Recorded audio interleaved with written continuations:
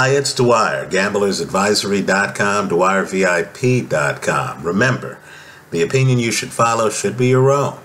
Just consider this video to be a second opinion from a complete stranger online. Now, we're going to go off the grid in this video because I believe the boxing narrative, the public story being told about fighters, is heavily influenced by the people who are paid to promote them. I don't think boxing fans like you and me are getting accurate information. Certainly, in my opinion, the tapes don't back up what the promoters are saying. So, before I dive into boxers, let me just point out, Oscar De La Hoya has criticized Golovkin for only getting 170,000 pay-per-view buys for his recent fight against Danny Jacobs, right? High-profile fight between two champions. Let me just say, boxing's not as big as you think. Very few, and I mean very few guys, can carry a pay-per-view event, right? Manny Pacquiao, Canelo, really who else? Miguel Cotto? Not many.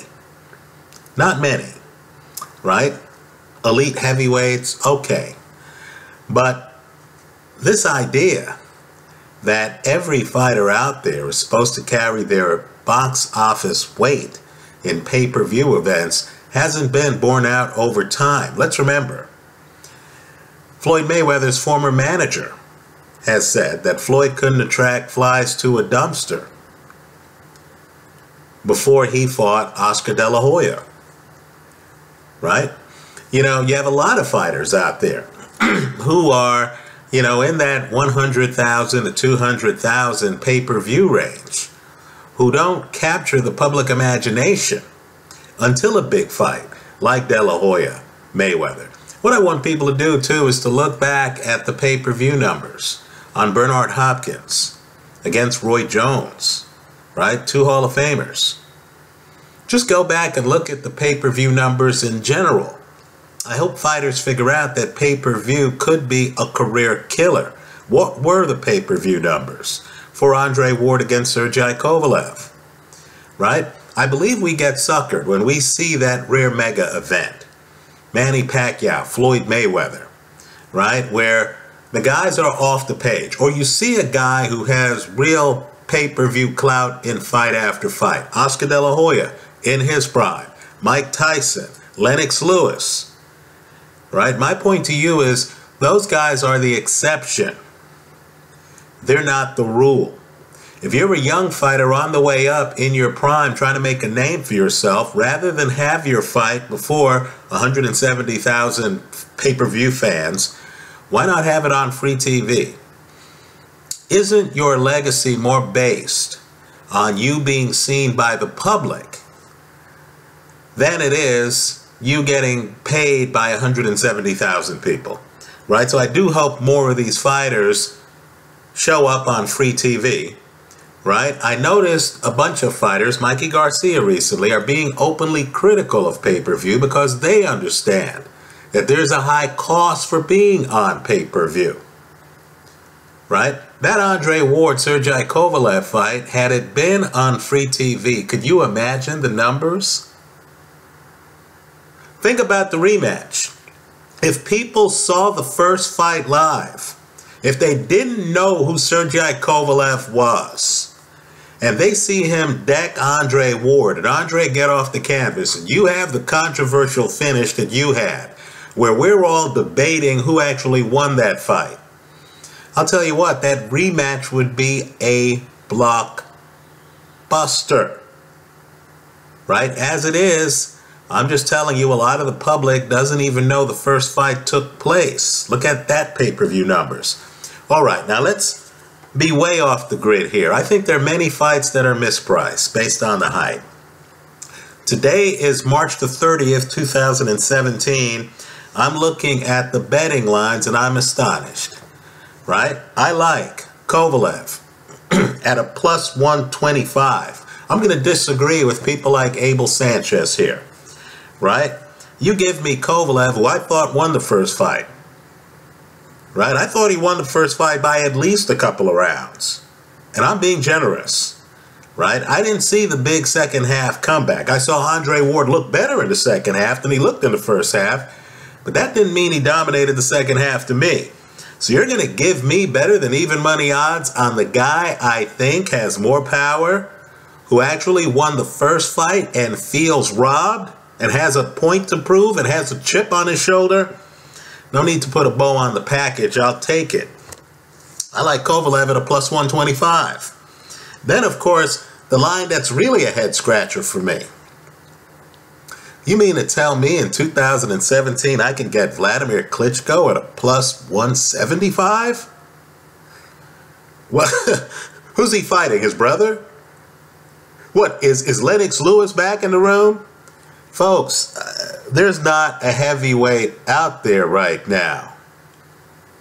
There's simply not a heavyweight out there right now who warrants being favored over Vladimir Klitschko to such an extent that I'm getting a plus 175 on Vladimir Klitschko, right? I know many of you are in love with, Anthony Joshua. Hey, there are bubbles all over the economy, right? I see a debt bubble out here. I see a real estate bubble here in California, right? Anthony Joshua right now is a big-time bubble. Who is he beating, right? Joshua is a big-time bubble. Vladimir Klitschko plus 175, I'll go against the casino. Somebody needs to make a market for this fight, right? All these people taking Joshua, I'll be on the other side of the play. Also, Yui Fury. Let me just say, we're in a flat-footed era. A lot of guys with big punches, right? Not throwing combinations, just trying to load up on shots. He's facing a guy, Joseph Parker, who, in my opinion, doesn't assert himself enough. And if he did, against Fury's fight style, Fury's going to have him running into a jab, right? I think Parker will find himself in trouble, right? I like Fury in this fight. A lot of this fight comes down to Fury's fitness. He's going to have to be prepared to be up on his toes, moving behind that jab for the full fight. Right? Parker is dangerous. But you're being compensated for the risk here. You're getting Fury at a plus 145. I like Fury in that fight. So that's 3 underdogs that I like. That brings us to Jermell Charlo, the champ, against Charles Hatley, who has not fought since 2015. Right? Now let me say this, right? Jermell Charlo, in my opinion, on his back foot, is the most gifted Charlo, right? His brother Jermell Charlo, the hitman, to me is a little bit too front foot heavy. He's a little bit too obvious. He's trying to set up that straight right hand a bit too much.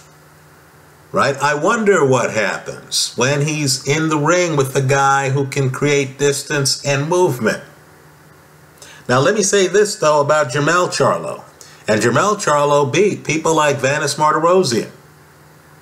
Right? Jermell Charlo, you want to see a great fight? Look at Gabe Rosado trying to hunt down Jermell Charlo, and look at Jermell Charlo on his back foot timing counters beautifully.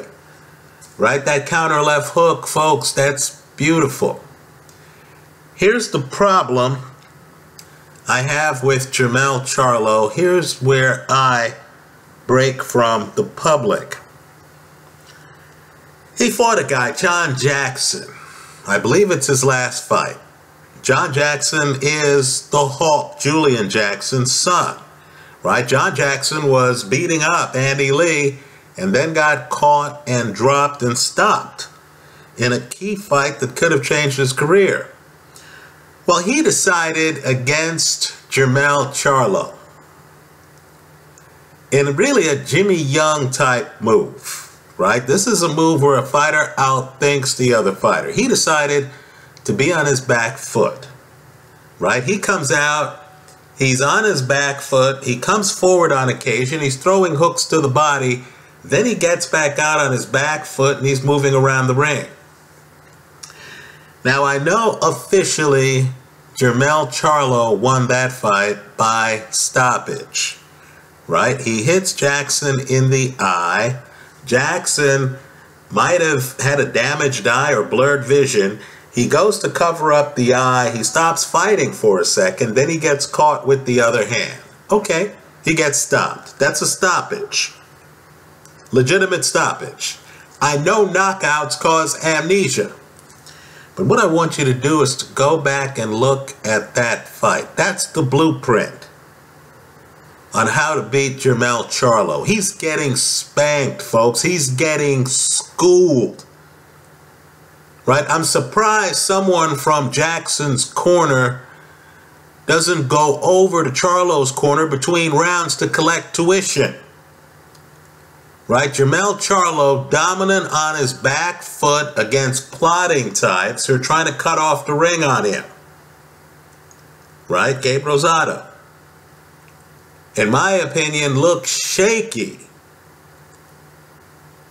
Looked terrible against the guy who was forcing him to come find him. Now here's the problem with this fight. Charles Hatley. I've looked at Hatley, and Hatley has a puncher's mindset. His punch is a lot better than advertised. Right? He's unorthodox. That left hand seems to be a bit wide to me. Right? He almost throws it like, you know, someone who's not involved in boxing. Right? But when it lands, it hurts opponents. Hatley has a better than 60% KO percentage. This is a guy who dropped Anthony Mundine. Right? Let me point out another thing too. Mundine in his prime, in my opinion, is better than anybody any of these other guys have fought. Right? Obviously, Hatley got Mundine when Mundine was in his 40s. Okay, fine.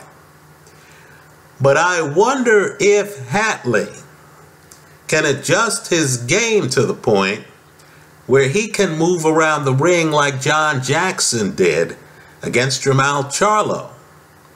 Right? Because, excuse me, Jermell. With a knee. Right? Because Jermell Charlo would have a problem if Hatley incorporates movement in his game.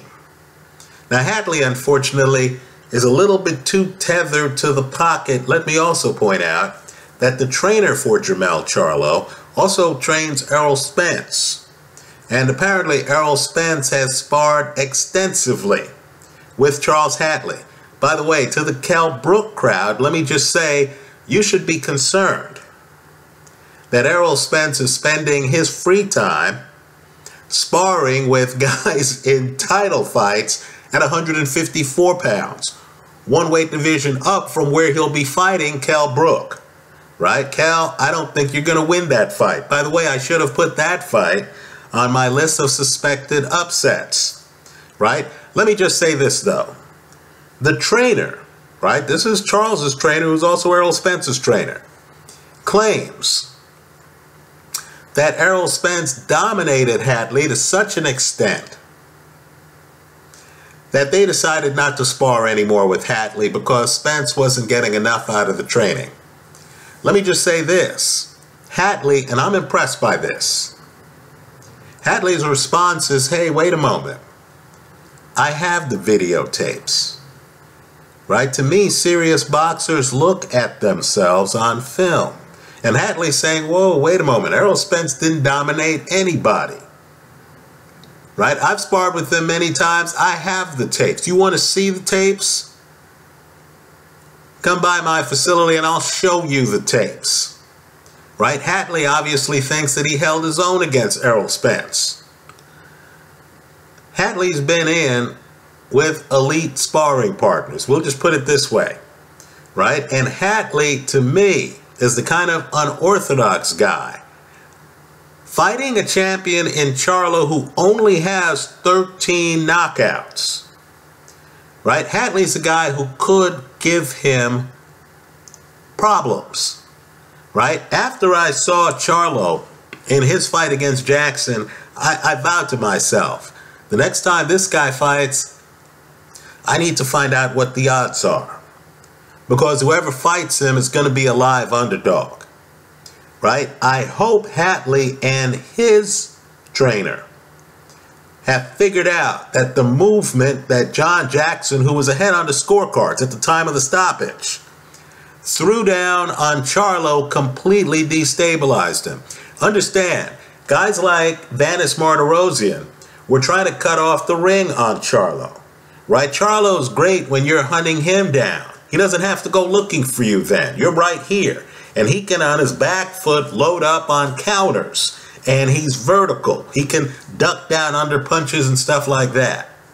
The secret with fighting a fighter like that is to not allow him to get into that comfort zone.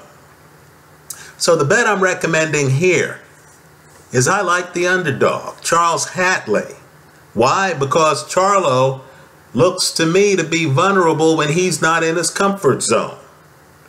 I like Hatley to win the fight. I'm going to hedge the play with Charlo by decision. In fact, let me be more clever than that. I'm going to hedge the play with the over. In other words, I think Hatley is too slick. Now, Hatley's been stopped by Lenaro Tyner, but that was years ago, right? I believe Hatley is too slick to get caught early by Charlo. And I do believe Hatley has a chance in this fight. Let me point out that in going through YouTube videos here online trying to research for the fight, I came upon a piece where Hatley's cornerman makes the statement, look, a lot of things can happen to us, but we're not going to be outworked. And in the clip, they show you Hatley out someplace chopping wood. I'm not kidding. Right? This guy is a workout fiend. I'm going to give him the benefit of the doubt, even though he hasn't been in the ring since 2015. I think he's a live underdog against Jermell Charlo. The play I like is the over, hedged with the underdog, simply to win. That's how I see it. Let me hear from you. I hope you leave your comments in the comment section to this video. Thanks for stopping by.